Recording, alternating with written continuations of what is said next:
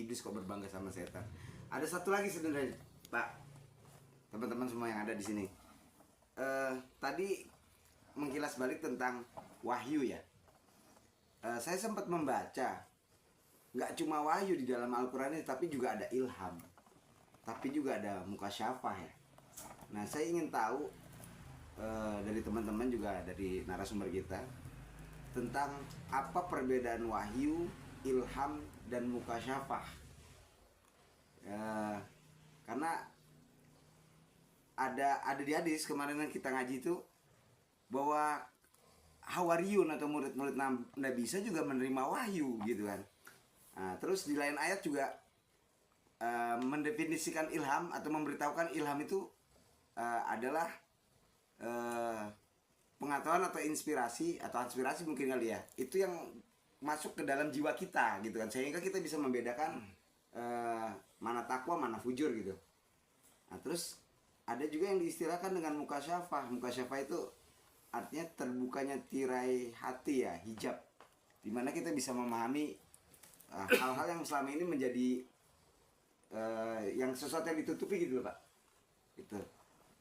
Nah itu teman-teman sekiranya gimana? Ada sumbang urun rembuk gak mengenai perbedaan wahyu, ilham, dan mukasyafah gitu?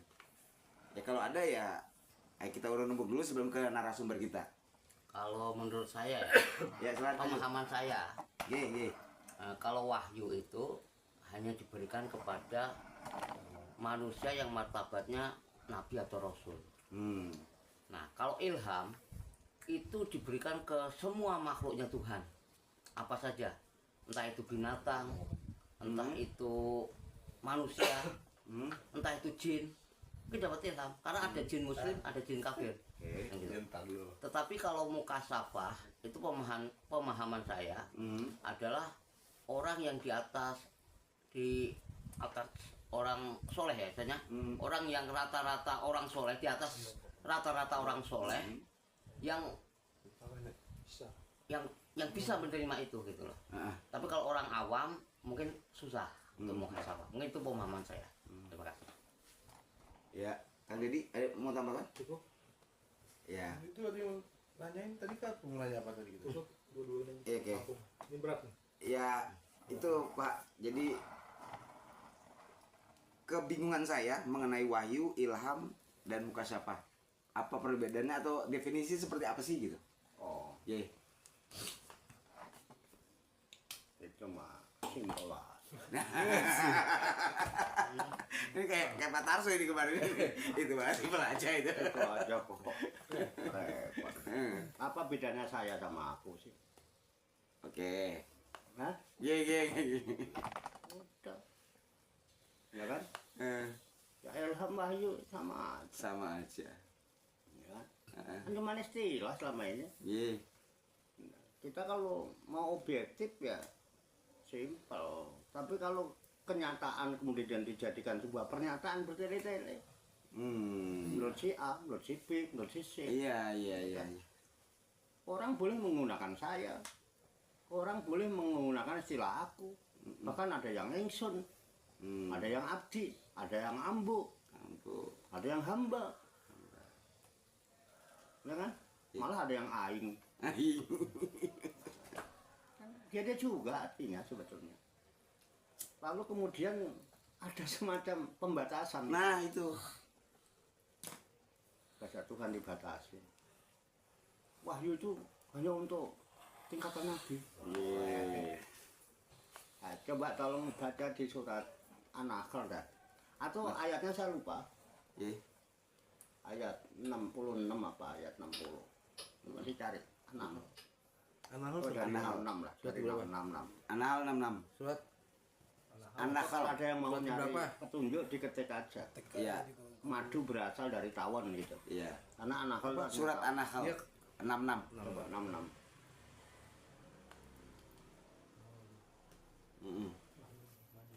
Ya betul nih tuh. Nah, apa tuh? Apa tuh Bang? Gimana Bang? Jangan betul-betul aja. Gimana tuh Bang maksudnya Bang? Coba Itu dibaca dan dulu ya, dari hewan ternak. Iya. ayatnya ya. Oke. Ayat berapa itu? 66. Bener? Ya dan dari hewan ternak. Coba. Iya. bunyinya ini. An-Nahl 66. Anak 66 ya. tadi dulu bang, Hewan ternak. hewan ternak ya. Ini auzubillahi minasyaitonirrajim. 66 ini bunyinya begini. An-Nahl 66 wa inna lakum fil an'ami la ibrah nuskikum mimma. bukan. Tuh, bukan kan? Bukan. Apa, Pak? Oh, 68, Pak. Coba ya. 68 ya. Auzubillahi minasyaitonirrajim. Bismillahirrahmanirrahim. Wa auha rabbuka ilan nahli anittakhidhi minal jibali buyutau wa minasyajari wa mimma ya'risun. Oke, artinya. Artinya, dan Tuhanmu mengilhamkan kepada lebah, buatlah sarang di gunung-gunung, di pohon-pohon kayu, dan di tempat-tempat yang dibikin manusia. Oke, saya baca ya. Ye. Wa auha, apa artinya itu? Di sini diterjemahkan dan Tuhanmu mengilhamkan.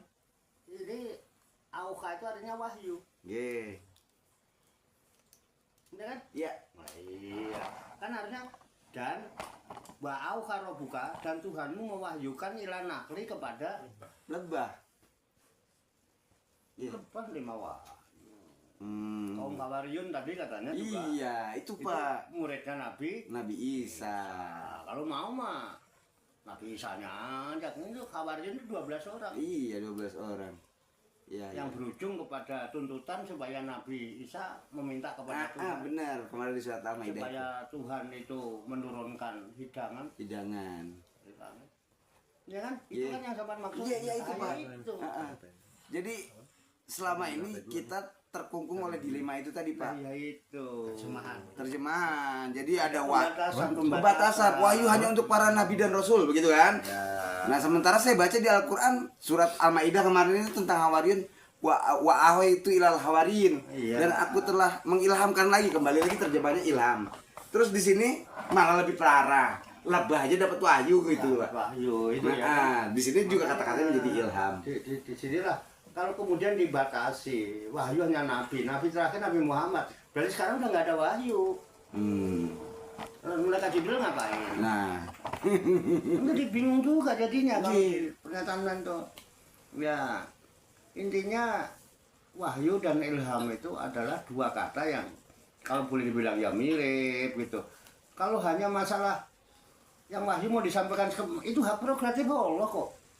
Kalau Allah mau, aku wahyukan kepada lebah, aku wahyukan kepada Hawariyun, bahkan aku wahyukan kepada ibunya Musa.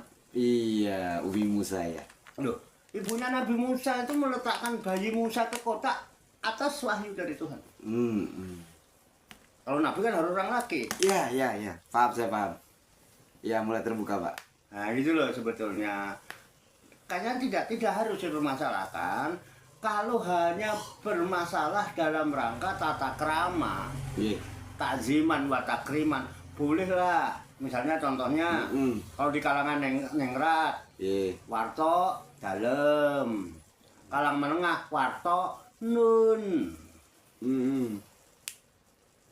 ya kan? Iya. Kalangan abal-abal warto enten apa? Ngono kayak dia juga Iya, sebetulnya intinya aja objektif, Objektif.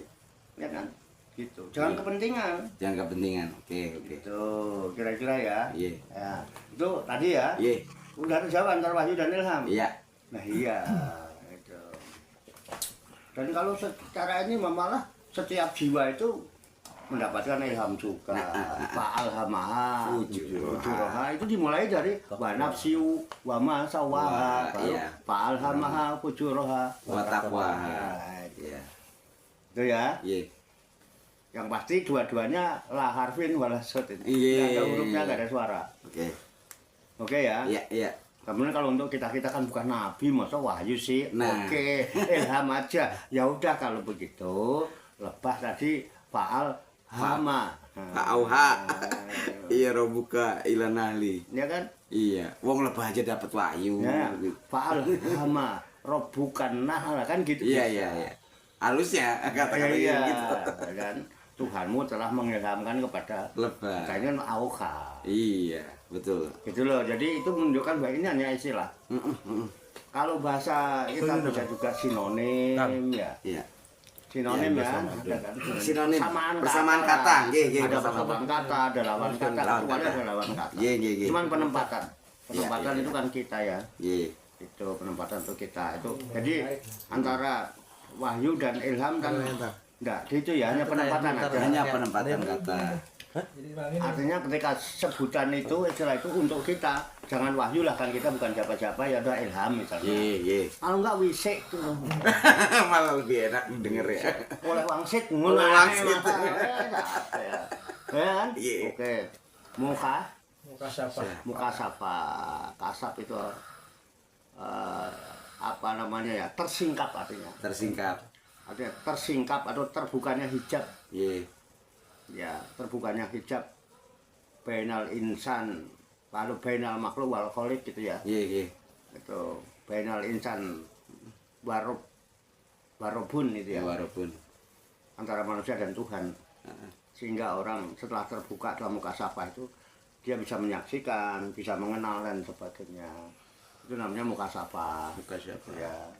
Makanya ada orang-orang yang ahlul kasaf. Ayo kasyaf. Dia bisa tahu ini karena udah dibuka oleh Tuhan.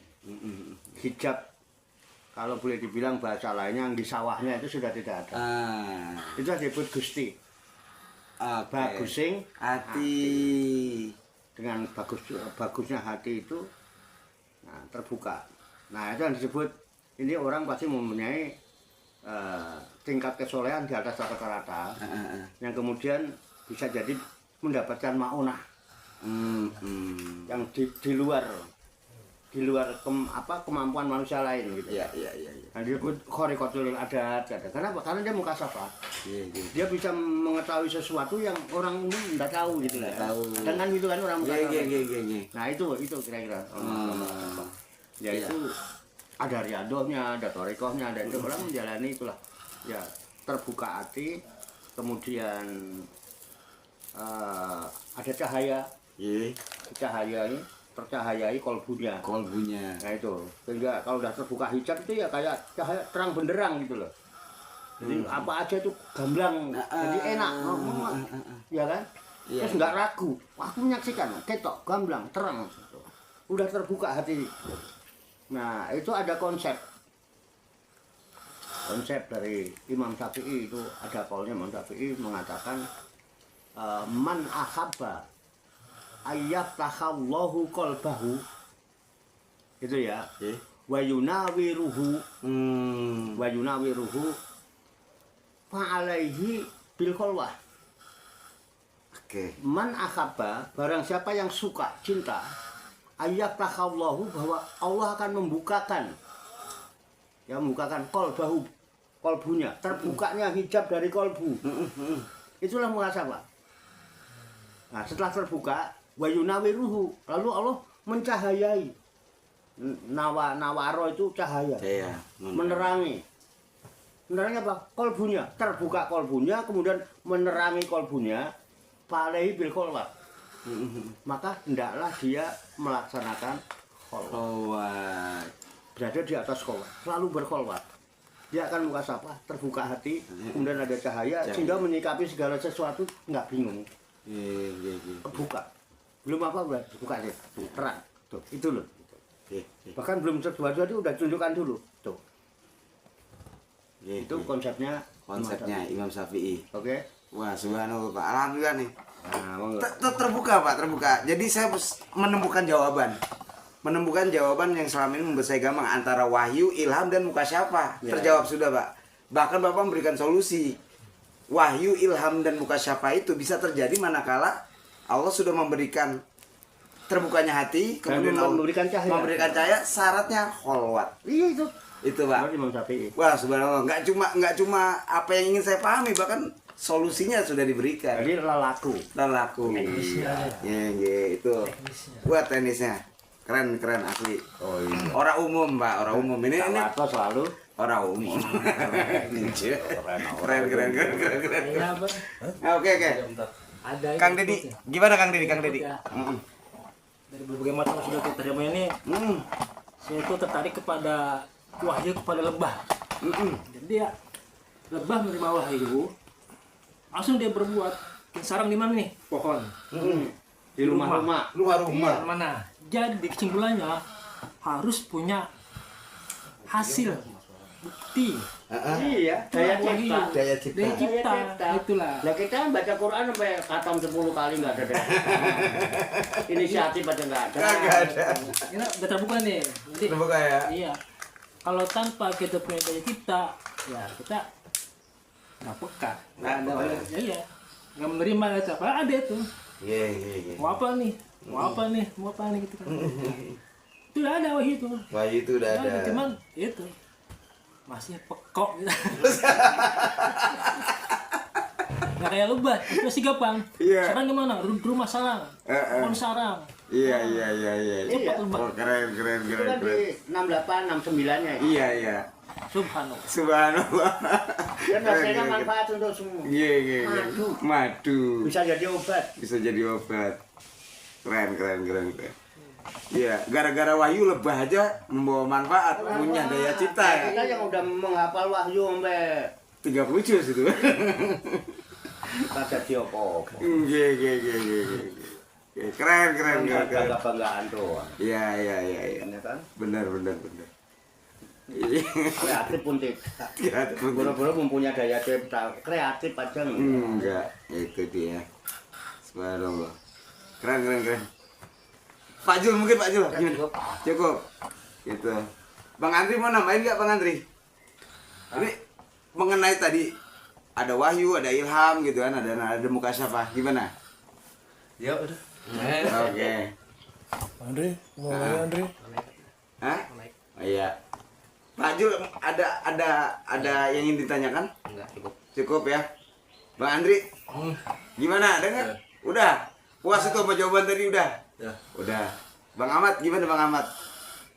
Cukup? Cukup. Cukup. Ya, Pak Deddy sudah cukup ini kita. Ya, alhamdulillahirobbilalamin. Pada malam hari ini kita berkumpul, bersilaturahmi, berdiskusi dengan mengolah pikir, diskusi asik, ngopi disik gitu. Ngopi di sini.